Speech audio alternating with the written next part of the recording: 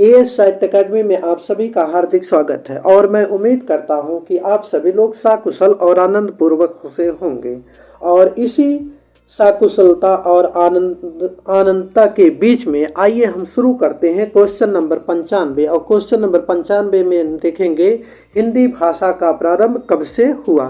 तो सर्वप्रथम यह जानिए कि सर्वप्रथम हम यह जानते हैं कि भारतीय आर्य भाषा को अर्थात हिंदी भाषा को हम अपनी सुविधा के दृष्टिकोण से अर्थात समझने के लिए इसको 3 भागों में विभाजित करते हैं।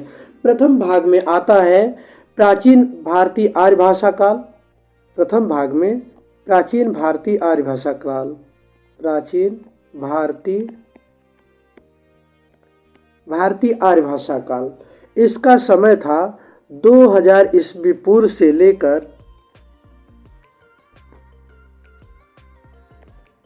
2000 ईस्वी पूर्व से लेकर जो है 500 ईस्वी पूर्व तक, 500 ईस्वी पूर्व तक प्राचीन भारतीय आर्य भाषा काल।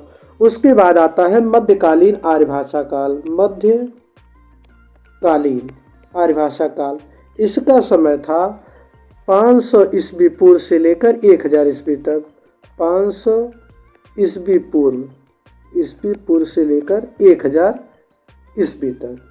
उसके बाद आता है आधुनिक भारतीय आर्य भाषा काल। तीसरे नंबर पर आधुनिक भारतीय आर्य भाषा काल। इसका समय है आधुनिक भारतीय आर्य भाषा काल 1000 तक था।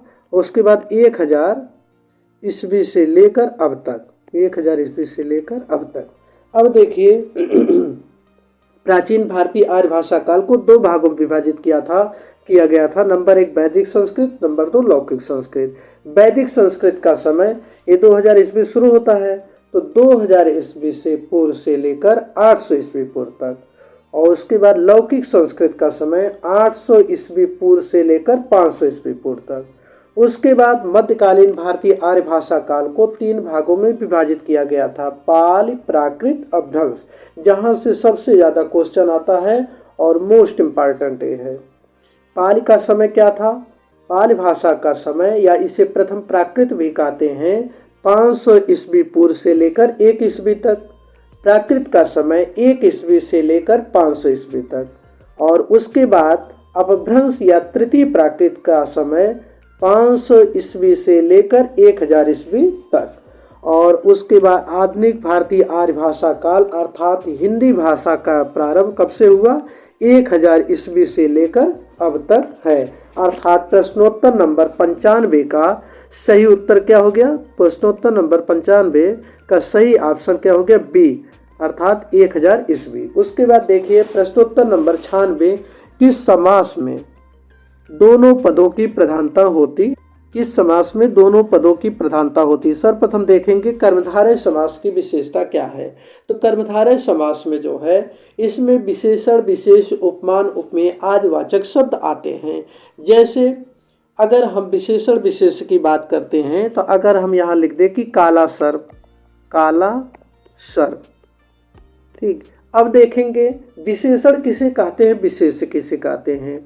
तो जिन शब्दों से जिसकी विशेषता बताई जाए उसे विशेष कहते हैं। जिसकी विशेषता बताई जाए उसे क्या कहेंगे? विशेष। और जिन शब्दों से विशेषता बताई जाए उसे विशेषण कहते हैं, उसे विशेषण। अब यहाँ पे विशेषता किसकी बताई जा रही है? सर्प की। तो सर्प क्या हो गया? विशेष। और विशेषण कौन हो गया? काला, क्योंकि काला शब्द से उसकी विशेषता बताई जा रही है। तो ऐसे स्थान पे क्या हो जाएगा? कर्मधारय समास हो जाएगा। जैसे घनश्याम है तो घन श्याम, घन माने काला और घन माने काला, श्याम माने कृष्ण, काला कृष्ण, विशेषण विशेष हो गया। कमल मुख, देखिए यहाँ पे इस प्रकार क्या हो जाएगा? कर्मधारय। अगर उपमान उपमेय की बात करें तो उपमान उपमेय में अगर हम जो है कोई उदाहरण ले, जैसे अगर हम कह दें कमल मुख, कमल मुख, कमल मुख। अब इसमें उपमान कौन, उपमेय कौन है जो है? तो कमल जो है क्या है, उपमान, और मुख क्या है, उपमेय। ऐसे स्थानों पे क्या हो जाता है, कर्मधारय समास हो जाता है। उसके बाद आपका आता है, आप देखिए तत्पुरुष समास। अगर देखें तो तत्पुरुष समास की विशेषता होती है, जिस समास में बाद वाला पद प्रधान होता है उसे तत्पुरुष समास कहते हैं। और तत्पुरुष समास जो है इसके कई भेद होते हैं। दो भेद मुख्य रूप से होते हैं, समानाधिकरण तत्पुरुष, उसके बाद व्यधिकरण तत्पुरुष जो है। और व्यधिकरण तत्पुरुष जो है, व्यधिकरण तत्पुरुष के 6 भेद होते हैं जो कारक चिन्हों पर आधारित होते हैं। जैसे द्वितीय तत्पुरुष समास, कर्ता ने कर्म को, कर्म तत्पुरुष। जैसे मनोहर अगर हम कह दें तो मन को हरने वाला, कौन सा समास हो गया, तत्पुरुष समास हो गया। तो अर्थात जिसमें द्वितीय पद प्रधान होता है उसे तत्पुरुष समास कहते हैं। और उसके बाद बहुब्रीहि समास, जिसमें अन्य पद की प्रधानता होती है उसे बहुब्रीहि समास कहते हैं। और यहाँ पे क्या पूछ रहा है, जिस समास में दोनों पदों की प्रधानता होती है वह कौन सा है। तो अब बचा द्वंद्व समास। द्वंद्व समास में दोनों पदों की प्रधानता होती है।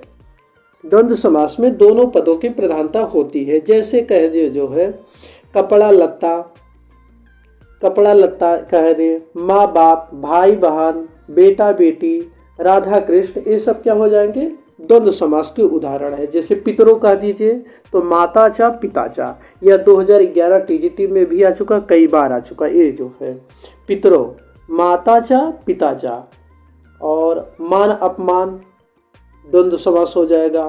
थोड़ा या बहुत द्वंद्व समास के उदाहरण है। इस प्रकार प्रश्नोत्तर नंबर 96 का सही ऑप्शन क्या हो गया, सी। उसके बाद देखेंगे प्रश्नोत्तर नंबर 97, शताब्दी में कौन सा समास होगा।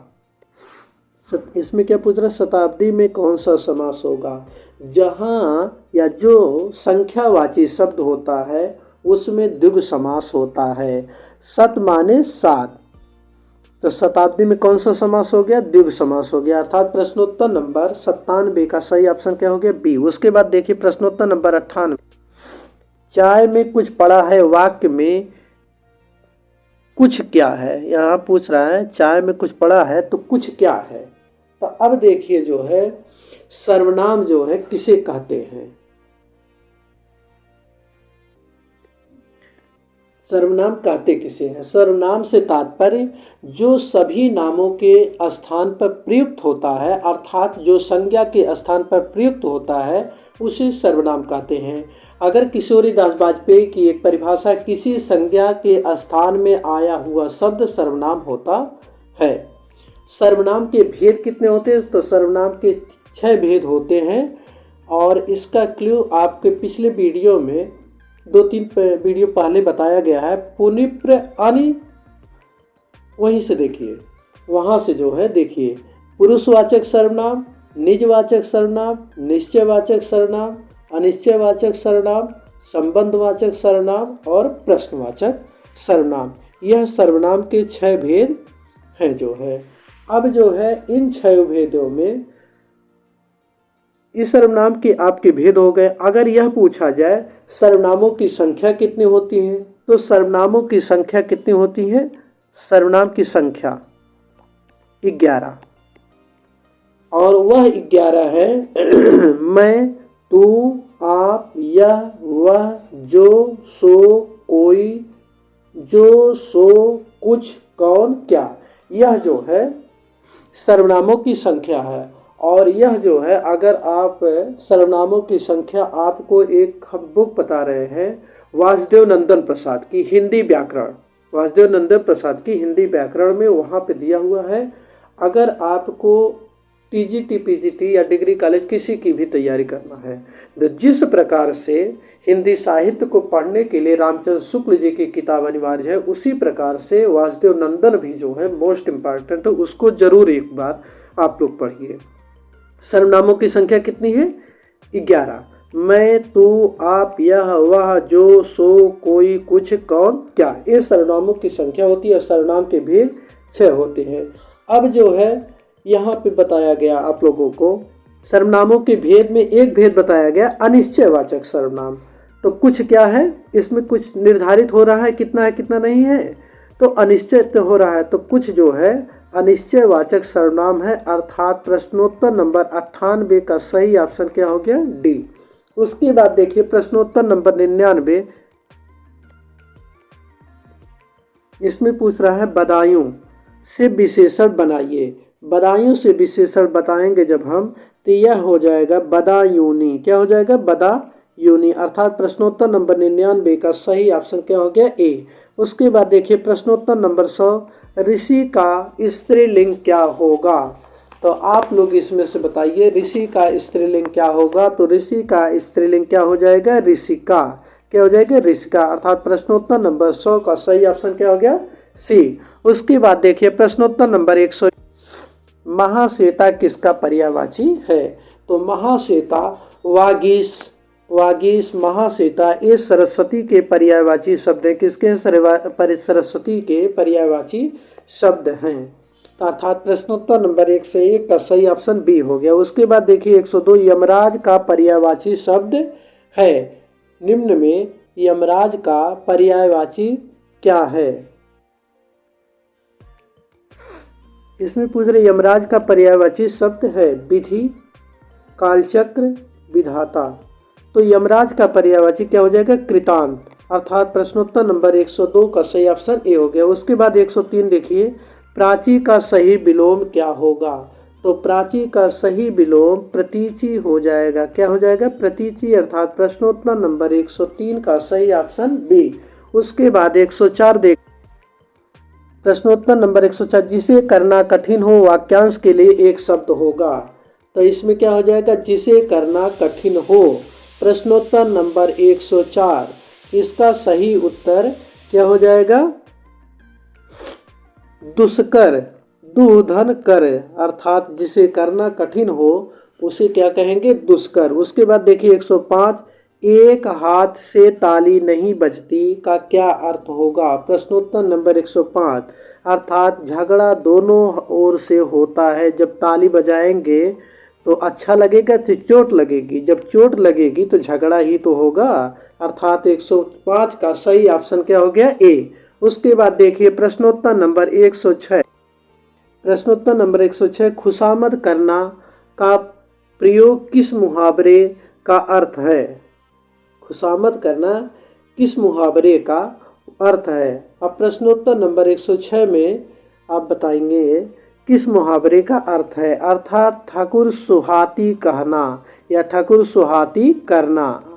ठाकुर सुहाती करना मुहावरे का सही अर्थ क्या है? खुशामद करना। इस प्रकार प्रश्नोत्तर नंबर 106 का सही ऑप्शन क्या हो गया? सी।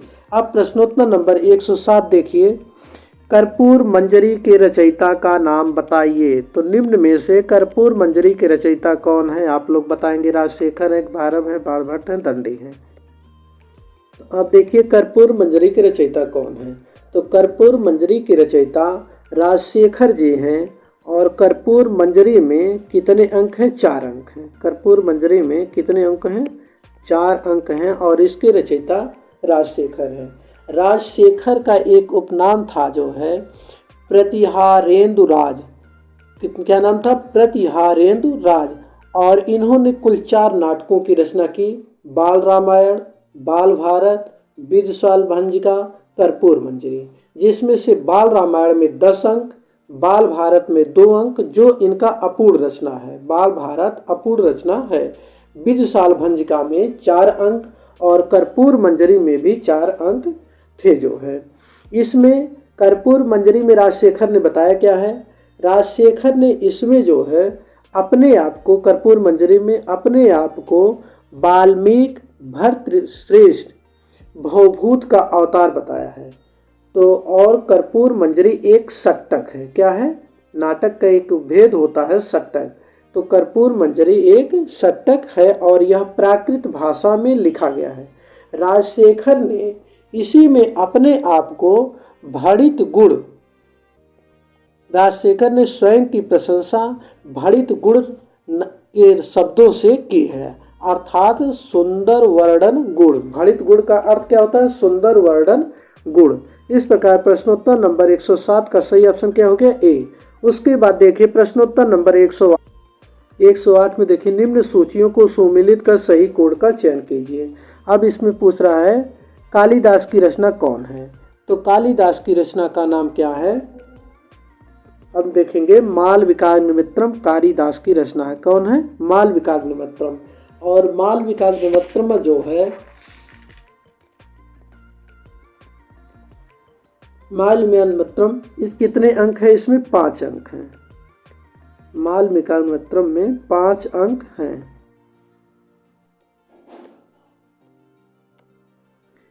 प्रश्नोत्तर नंबर 108 देखिए, कालिदास की रचना का नाम क्या है? मालविकाग्निमित्रम। कालिदास ने कुल कितने नाटकों की रचना की थी? 3 नाटकों की रचना की थी। कालिदास ने कुल 3 नाटकों की रचना की है, 3, जिसमें मालविकाग्निमित्रम, जो इसमें कितने अंक है? 5 अंक है। मालविकाग्निमित्रम 5 अंक है और इसमें कालिदास का एक क्रांतिकारी रूप में प्रकट होते हैं। और इसमें जो है मालविकाग्निमित्रम में कालिदास ने मालव कन्या मालविका और शुंग वंश के शासक अग्निमित्र के प्रणय का वर्णन किया है। उसके बाद दूसरा नाटक है विक्रमोर्वशीयम, जो यह भी 5 अंकों में है और इसमें कालिदास ने पूर्वा और उर्वशी के प्रणय का वर्णन किया है। उसके बाद कालिदास का तीसरा और अंतिम नाटक है अभिज्ञा शाकुंतलम, जो 7 अंकों में विभाजित था। कालिदास ने इसकी कथा को महाभारत के आदि पर्व में वर्णित शकुंतलोपाख्यान से ली है। और कालिदास का अभिज्ञा शाकुंतलम का दूसरा अंक पूर्णतः मौलिक है। अगर क्वेश्चन यह आता है कि कालिदास का अभिज्ञा शाकुंतलम का कौन सा अंक मौलिक है, तो इसका दूसरा अंक पूर्णतः मौलिक माना जाता है। और कालिदास वैदर्भी रीत के रूप में प्रसिद्ध है और उपमा कालिदासस्य, ऐसी उपमा से इनको विभूषित किया गया है। कालिदास ने अर्थांतर न्यास अलंकारों का भी बहुत अधिक प्रयोग किया है। उसके बाद देखिए भवभूत की रचना का नाम क्या है? 108 में अब देखिए कालिदास का क्या हो गया? मालविकाग्निमित्रम। और भवभूत की रचना का नाम मालती माधव, अर्थात यहाँ पर देखिए मालती माधव। और इसका एक क्ल्यू है माल महा उत्तर 1077। माल महा उत्तर 1077। मालती माधव 10 अंक, महावीर चरितम 7 अंक और उत्तर रामचरितम 7 अंक हैं। और मालती माधव यह एक श्रृंगार रस प्रधान है। महावीर परिचम में वीर रस का वर्णन किया गया है और उत्तर रामचरितम यह करुण रस प्रधान रचना है। कालिदास ने अपने तीनों नाटकों की प्रस्तावना में अपने आप को पद वाक्य प्रमाणज्ञ कहा है, अर्थात व्याकरण मीमांसा न्याय शास्त्र के विद्वान के रूप में प्रसिद्ध थे। अब अगला देखिए दंडी की रचना का नाम क्या है? तो 10 कुमार चरितम किसकी रचना है? दंडी। 10 कुमार चरितम दंडी की रचना है। अब देखिए 10 कुमार चरितम की विशेषता। तो 10 कुमार चरितम कुल 8 उच्छ्वासों में विभाजित। कितने उच्छ्वासों में? 8 उच्छ्वासों में विभाजित है। और दंडी परिष्कृत गद्य शैली की जन्मदाता के रूप में भी प्रसिद्ध हैं। उसके बाद बचे आपके श्रीहर्ष। श्रीहर्ष देखिए, अब देखिए श्रीहर्ष नैषधि चरितम किसकी है? श्रीहर्ष की रचना है।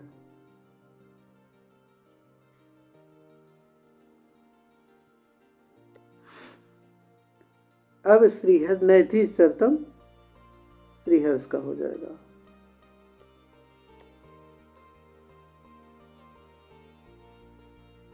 नैषधि चरितम श्रीहर्ष का। श्रीहर्ष ने कुल कितने ग्रंथों की रचना की है? तो श्रीहर्ष ने कुल 9 ग्रंथों की रचना की है।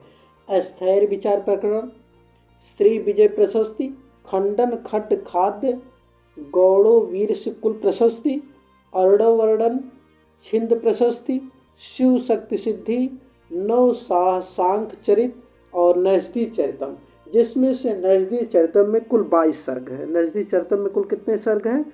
22 सर्ग हैं। यह बृहत्त्रयी का तीसरा एवं सर्वोत्कृष्ट रत्न माना जाता है, अर्थात नैषध विद्वानों के लिए औषधि है। नैषधि विद्वाना औषधम, इसको जो है विद्वानों की औषध भी माना जाता है। इसमें श्रृंगार रस प्रधान यह ग्रंथ है और इस ग्रंथ में वैदर्भी रीत का प्रयोग किया गया है। इस प्रकार नजदीक अब यहाँ पे ये क्लियर हो गया। कालिदास की रचना का नाम मालविकाग्निमित्रम अर्थात चौथे नंबर पे। भवभूत की रचना का नाम हो गया मालती माधव अर्थात दूसरे नंबर पर। उसके बाद दंडी का रचना का नाम क्या है? दंडी की रचना का नाम दस कुमार चरितम। दंडी की रचना का नाम दस कुमार चरितम और श्रीहर्ष का रचना का नाम नजदी चरितम। ये हो गया आपका सही ऑप्शन। अब देखिए प्रश्नोत्तर नंबर 109। प्रश्नोत्तर नंबर 109 में पूछा है इन संस्कृत कवियों को आरोही कालक्रम में व्यवस्थित कीजिए। तो इन कवियों का प्रश्नोत्तर नंबर 109 का जो है कवियों का आरोही क्रम हो जाएगा। सबसे पहले हो जाएंगे भास, कालिदास, भवभूत, श्री हर्ष अर्थात 109 का सही ऑप्शन क्या हो गया? सी। प्रश्नोत्तर नंबर 100 देखिए 10 अर्थ गौरव के लिए इनमें से कौन सा कवि प्रसिद्ध है? तो माघे अर्थ गौरव के लिए निम्न में से कौन सा कवि प्रसिद्ध है? तो भारवी अर्थ गौरव के लिए प्रसिद्ध है। किसके लिए प्रसिद्ध है? भारव अर्थ गौरव के लिए। अब माघ कब? घंटा माघ के लिए प्रसिद्ध है और कालिदास उपमा कालिदासस्य के रूप में प्रसिद्ध है। तो प्रश्नोत्तर नंबर 110 का सही ऑप्शन क्या हो गया? बी। अब देखिए प्रश्नोत्तर नंबर 100 दंडिना पदलालितम। पदलालित के लिए कौन सा माना जाता है? तो दंडिना पदलालितम अर्थात प्रश्नोत्तर नंबर 111 का सही ऑप्शन ए हो गया। घंटा माघ कौन है? महाकव माघ उपमा कालिदासस्य के रूप में प्रसिद्ध है। अब अगला क्वेश्चन देखिए प्रश्नोत्तर नंबर 112 का दुर्गंध की संधि क्या होगी? दुर्गंध, दुहधन गंध अर्थात प्रश्नोत्तर नंबर 112 का सही ऑप्शन क्या हो गया? ए। अगला देखिए प्रश्नोत्तर नंबर 113 भवत धन ई की संधि क्या होगी? भवत धन ई की संधि क्या हो जाएगी? भवदी। भवदी का जब हम विच्छेद करेंगे तो भवत धन ई हो जाएगा। अब अगला क्वेश्चन देखिए प्रश्नोत्तर नंबर 114 देखिए व्याख्यान में कौन सी संधि होगी? तो व्याख्यान में यड़ संधि होगी क्योंकि यड़ संधि की परिभाषा होती है जब ई उ री ले के बाद अन्य कोई स्वर आए तो ई का या ऊ का वा हो जाता है। बी धन आख्यान अर्थात व्याख्यान में कौन सी संधि हो जाएगी? यड़ स्वर संधि। उसके बाद प्रश्नोत्तर नंबर 115 पाणिपादम में समास बताइए। पाणिपादम में क्या हो जाएगा? तो पाड़ी चा पादम चा अर्थात द्वंद्व समास हो जाएगा। पाणिपादम में क्या हो जाएगा? द्वंद्व समास। पाड़ी चा पादम चा। प्रश्नोत्तर नंबर 115 का सही ऑप्शन सी हो गया। उसके बाद देखिए प्रश्नोत्तर नंबर 116 पितरौ शब्द का कौन सा समास विग्रह उपयुक्त?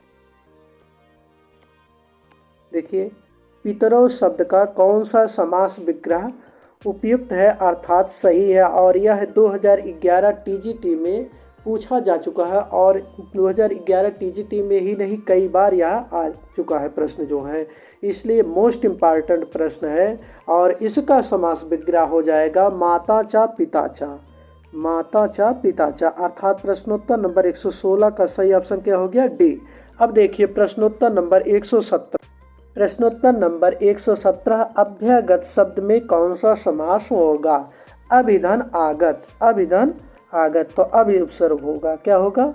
अभ्यागत में कौन सा उपसर्ग होगा? सॉरी समास नहीं बेटा, उपसर्ग। तो इसका उपसर्ग क्या हो जाएगा? अभि उपसर्ग अर्थात प्रश्नोत्तर नंबर 117 का सही ऑप्शन क्या हो गया? बी। अब अगला क्वेश्चन देखेंगे हम प्रश्नोत्तर नंबर 118 प्रभुता में प्रत्यय प्रयुक्त हुआ है अर्थात प्रभुता में कौन सा प्रत्यय है? प्रश्नोत्तर नंबर 118 देखिए तो प्रभुता में तल प्रत्यय प्रयुक्त हुआ है। कौन सा प्रत्यय? तल प्रत्यय प्रयुक्त हुआ है अर्थात 118 का सही ऑप्शन क्या हो गया? बी। उसके बाद 119 देखिए पठनीया किस प्रत्यय एवं लिंग का रूप है? पठनीया किस प्रत्यय एवं लिंग का रूप है? तो पठनीया जो है इसमें अनियर प्रत्यय और स्त्रीलिंग है। अनियर प्रत्यय और स्त्रीलिंग अनियर प्रत्यय और स्त्रीलिंग का प्रयोग किया गया अर्थात 119 का सही ऑप्शन क्या हो गया? बी। अब अगला क्वेश्चन देखिए प्रश्नोत्तर नंबर 120। अब देखिए प्रश्नोत्तर नंबर 120 पूछ रहा है सर्व शब्द का पंचमी बहुवचन का रूप क्या होगा? तो सर्व शब्द का प्रथमा विभक्त तीनों वचनों का रूप होता है सर्वः सर्वो सर्वे। द्वितीय विभक्ति के तीनों वचनों का सर्वम सर्वो सर्वान। तृतीय विभक्ति तीनों वचनों सर्वेण सर्वाभ्याम सर्वै। चतुर्थी विभक्ति सर्वे सर्वस्यम सर्वाभ्याम सर्वेभ्या। पंचमी हो जाएगा, इसमें क्या पूछ रहा है, पंचमी बहुवचन सर्वस्मात् सर्वाभ्याम सर्वेभ्या सर्वेभ्या। अर्थात प्रश्नोत्तर नंबर 120 का सही ऑप्शन क्या हो गया, ए। अब देखिए सर्वः सर्वो सर्वे, सर्वम सर्वो सर्वान्, सर्वेण सर्वाभ्याम सर्वै, सर्वस्मै सर्वाभ्याम सर्वेभ्या, सर्वस्मात् सर्वाभ्याम सर्वेभ्या, सर्वस्व सर्वयोः सर्वेषां, सर्वस्मिन् सर्वयोः सर्वेश। ये जो है याद करना है, तो इसको जो है आप लोग 2-3 बार लिख कर अगर याद करेंगे अपने आप याद हो जाएगा, फिर कभी नहीं भूलेगा। अब देखिए प्रश्नोत्तर नंबर 120 का कौन सा, ए ऑप्शन सही है। अब प्रश्नोत्तर नंबर 121 आसीत अस धातु के लंग लकार के किस पुरुष और वचन का रूप है। अब इसमें क्या पूछ रहा है, आसीत अस धातु के लंग लकार के किस पुरुष और वचन का रूप है। अब आप बताएंगे उत्तम पुरुष एक वचन है कि प्रथम पुरुष एक वचन कि मध्यम पुरुष की उत्तम पुरुष बहुवचन का रूप है। ये आसीत का जो है लंग लकार का हम देखेंगे, प्रथम पुरुष का देखेंगे पहले, तो आसीत आस्ताम आसन। मध्यम पुरुष का आसी आस्तम आसत। उत्तम पुरुष का आसम आसौ आस्म। अर्थात आसीत इसका तात्पर्य यह हुआ कि यह प्रथम पुरुष एक वचन है। आसीत जो है प्रथम पुरुष एक वचन का रूप होगा, प्रथम पुरुष एक वचन, अर्थात सी। प्रश्नोत्तर नंबर 121 का सही ऑप्शन क्या हो गया, सी। अगला क्वेश्चन देखिए प्रश्नोत्तर नंबर 122 में ग्रामम निक्सम नदी अस्त में विभक्ति बताइए। अब यह क्वेश्चन एक बार नहीं कई बार आ चुका है। पहले सर्वप्रथम यहाँ देखेंगे अस्ति, ग्रामम निक्सम नदी अस्ति में विभक्ति बताना है कि कौन सी विभक्ति है। और यह जैसे है क्वेश्चन, इसमें बताइए ग्रामम निक्सम नदी अस्त में कौन सी विभक्ति होगी। तो सर्वप्रथम यह हम जानेंगे कर्म कारक द्वितीय विभक्ति में कहाँ कहाँ पे द्वितीय विभक्ति लगती है। जैसे कर्ता अपनी क्रिया से जिस वस्तु को सर्वाधिक प्राप्त करने की इच्छा करता है वहाँ पर द्वितीय विभक्ति का प्रयोग होता है। और अभितः परितः सर्वतः उभयता समया अर्थात पाप्स में ग्रामम निक्सा नदी अस्त, ग्राम के नज़दीक में नदी है, पास में क्या लगेगा, द्वितीय विभक्ति लगेगा। अब देखिए निक्सा अभितः परितः सर्वतः उभयता समया निक्सा हाधिक प्रति आज में द्वितीय विभक्ति लगती है, अर्थात यहाँ पर निक्सा में द्वितीय विभक्ति लगी है। और इस प्रकार प्रश्नोत्तर नंबर 122 का सही ऑप्शन क्या हो गया, बी। अब अगला क्वेश्चन देखिए प्रश्नोत्तर नंबर 123 सभी छात्र विद्यालय जाते हैं का सही अनुवाद क्या होगा। प्रश्नोत्तर नंबर 123 का देखिए सर्वे छात्राः विद्यालयम गच्छन्ति, अर्थात प्रश्नोत्तर नंबर 123 का सही ऑप्शन क्या हो जाएगा, बी, सर्वे छात्राः विद्यालयम गच्छन्।